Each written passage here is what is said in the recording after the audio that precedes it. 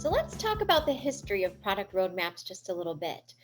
First of all, they've been around for a very long time. Roadmaps have existed since back in the 1800s. You notice that I have a picture here of someone on a bicycle. And that's because back in like the 1890s, a lot of people used bicycles to navigate the city. And so they started to develop roadmaps to help them navigate New York City specifically.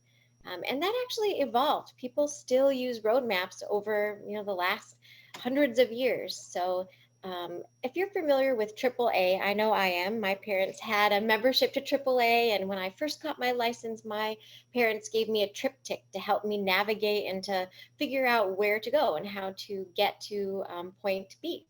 So I use the triptych, which is a roadmap, and we still use something similar today. A lot of people use navigation on their phones, or they might use Waze to help navigate the city, and it's evolved to even include things like traffic, etc.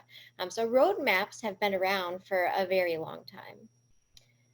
Um, then companies like Motorola started to take that idea of a roadmap and apply it to their businesses. So Motorola started to understand that a roadmap is a great way to take you from point A to point B. And they started to use this concept in their company to provide a product roadmap for the technology that they were developing. And you're very familiar, I'm sure, with companies like Microsoft, Google, Oracle.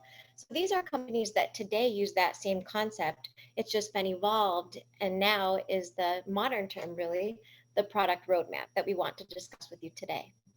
I think the interesting thing about roadmaps are when you're using them, you have an idea, a vision for where you're trying to go, and the path of how you're going to get there.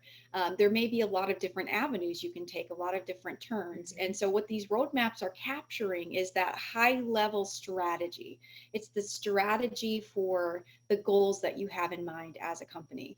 And specifically, we're tying them not just to the goal enterprise level strategic plan, but we're also tying it to these products and how those products are going to provide value to the Mhm. customers. And I think that's why we're seeing the Fortune 500 companies and a lot of the agile pioneers using this technique and this tool because of the power of tying everyone in a unified direction towards developing these product lines.